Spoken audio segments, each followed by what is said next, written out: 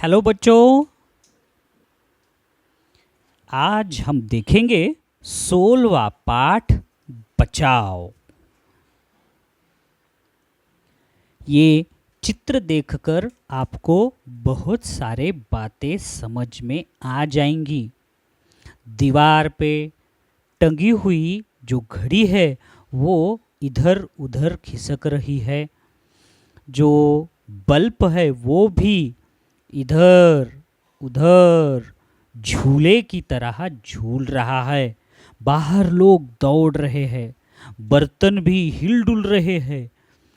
माँ अपने बेटे के साथ टेबल के नीचे बैठी है और पिताजी वो दरवाजे की चौखट पे बैठे हैं। इसका मतलब ये है भूकंप।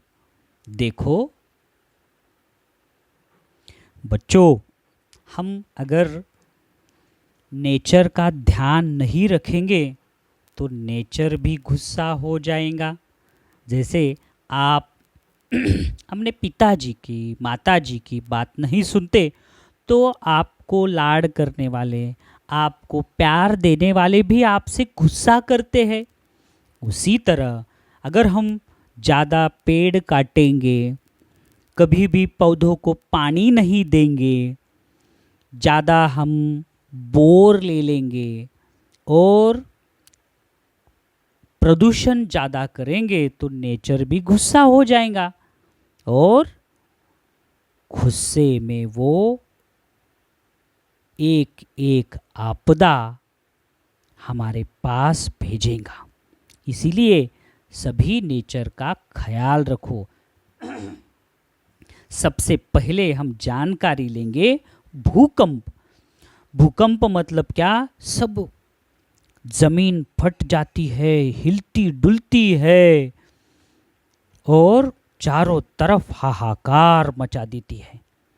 तो उसके बारे में बचने के लिए क्या करना चाहिए, ये आज हमने पाठ में बता दिया है। पृथ्वी के भीतर चट्टानों की परतों के आगे पीछे खिसकने से धरती हिलने लगती है। चट्टान मतलब बड़े बड़े पत्थर, परतों के आगे पीछे, परत मतलब स्तर, पृथ्वी का जो स्तर रहते हैं वो आगे पीछे खिसकते रहते हैं, धरती हिलने लगती है। यही भूकंप है बच्चों।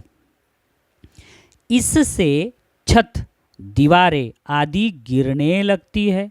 ऐसे समय में हमें तुरंत घर के बाहर खुली जगह में आ जाना चाहिए या मेज लकड़ी के तख्त के नीचे या दरवाजे के पीछे छिपना चाहिए, जैसे कि चित्र में दिया गया है। समझ में आ गया बच्चों? आगे देखो क्या दिया है। और ये देखो, बाढ़। बाढ़ मतलब क्या?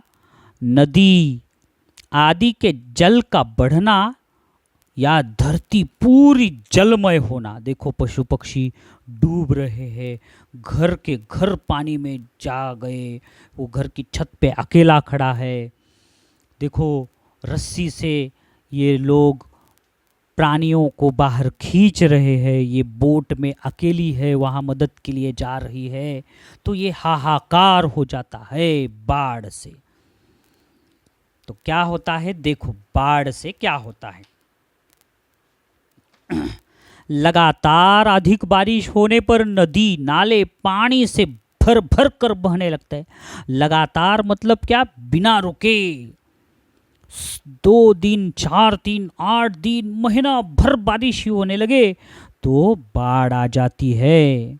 नदी के आसपास के गांवों, बस्तियों, इमारतियों आदि में पानी भरने लगता है बच्चों। फसलें नष्ट हो जाती है। यही बाढ़ है। नष्ट मतलब बर्बाद हो जाती है। फसलें मतलब खेत का उगा हुआ धान। बस्ती मतलब आबादी, कस्बा। पानी के बढ़ने की सूचना प्राप्त होते ही हमें सुरक्षित मतलब जहाँ खतरा न हो वह स्थान पर पहुँच जाना चाहिए बच्चों। इसीलिए हमें पेड़ कभी काटना नहीं चाहिए। जितने ज़्यादा हम पेड़ लगाएंगे उतने ही हम सुरक्षित हो जाएंगे बच्चों। अगली आपदा बताई है सुनामी। तो सुनामी क्या है? भूकंप या अन्य गड़बड़ी के कारण एक लंबा ऊंचा समुद्री तूफान, उसी को सुनामी कहते हैं। समुद्र के तल में भूकंप आने पर ऊंची ऊंची लहरें उत्पन्न होती है, यही सुनामी है। सुनामी की सूचना मिलते ही तटवर्ती प्रदेश में रहने वाले लोगों को तुरंत ही सुरक्षित स्थानों पर चले जाना चाहिए। तटवर्ती मतलब समुद्र के किनारे पर रहने वाले। बच्चों, हमें समुद्र तट को पाट कर बस्तियां नहीं बनानी चाहिए। पाट कर मतलब मिट्टी पत्थर से नहीं भरना चाहिए, वहाँ पे घर नहीं बनाना चाहिए बच्चों, नहीं तो समुद्र में एक दिन सुनामी आ जाएंगी। सुनामी की पूर्व सूचना देने वाले यंत्र आजकल विकसित हो रहे हैं। बच्चों, विज्ञान बहुत ही आगे चला गया है, इसलिए हमें सुनामी की, बाढ़ की, भूकंप की पूर्व सूचना मिलती है। इसलिए हमें हमेशा सतर्क रहना चाहिए।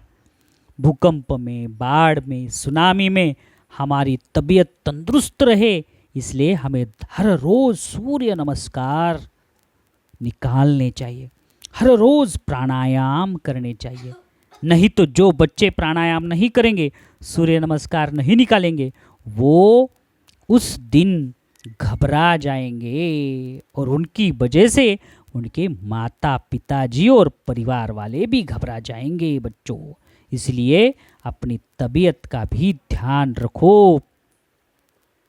कैसे देखो समुद्र में ये तूफान उठा है कि जो ऊपर हेलीकॉप्टर है वो भी समुद्र में खींचा चला जा रहा है। बहुत सी गाड़ियाँ, लोग, इमारतें, बड़ी बड़ी बिल्डिंगें भी समुद्र में डूब रही है बच्चों। इसलिए हमेशा हमें पेड़ लगाना चाहिए। चलो बच्चों, शब्दार्थ लिख लो। चट्टान का मतलब भारी और बड़ा पत्थर। परत का मतलब स्तर या तह। लकड़ी का तख्त यानी लकड़ी का पलंग। तुरंत, तुरंत का मतलब क्या है? फौरन। उसके बाद बाढ़ किसे कहते हैं बच्चों? नदी आदि के जल का बढ़ना, धरती जलमय होना, उसे बाढ़ कहते हैं। लगातार मतलब क्या? बिना रुके हुए। बस्ती मतलब आबादी, कस्बा। फसलें मतलब खेत में उगा हुआ धान। नष्ट मतलब बर्बाद। सुरक्षित मतलब जहां खतरा न हो। सुनामी मतलब भूकंप या अन्य गड़बड़ी के कारण एक लंबा ऊंचा समुद्री तूफान। तल मतलब नीचे की सतह, उसे तल कहते हैं। उत्पन्न यानी निर्माण। तटवर्ती प्रदेश मतलब समुद्र के किनारे। पाटना मतलब मिट्टी पत्थर से भरना। पूर्व मतलब पहले। इस तरह बच्चों आज हमने ये पूरे शब्दार्थ मुखोद्गत कर लिए हैं। बच्चों निम्नलिखित प्रश्नों के उत्तर एक एक वाक्य भी लिखो अभी। सबसे पहला प्रश्न, पाठ में किन प्राकृतिक आपदाओं का वर्णन किया है? पाठ में भूकंप, बाढ़ और सुनामी की प्राकृतिक आपदाओं का वर्णन किया है। पाठ हो गया बच्चों ये। अब बताओ भूकंप आने पर क्या होता है? भूकंप आने पर घरों की छत दीवारें आदि गिरने लगते हैं। लगातार अधिक बारिश होने पर क्या होता है बच्चों? लगातार अधिक बारिश होने पर नदी नाले पानी से भर भर कर बहने लगते हैं। बाढ़ की सूचना प्राप्त होते ही क्या करना चाहिए?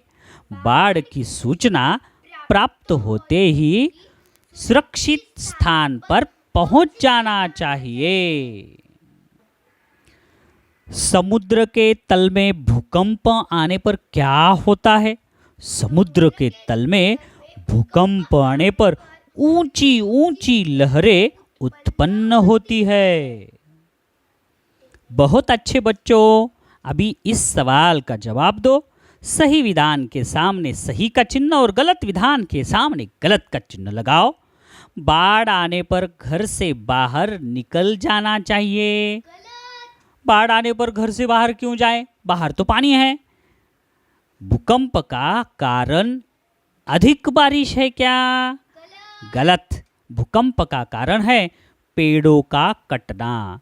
समुद्र तट को पाट कर बस्तियां नहीं बनाना चाहिए। सही है। बाढ़ से फसलें नष्ट हो जाती है। ये ही भी सही है। भूकंप आने पर दरवाजे के पीछे छिपना चाहिए। सही है। अब बताओ बच्चों, भूकंप आने पर क्या करना चाहिए?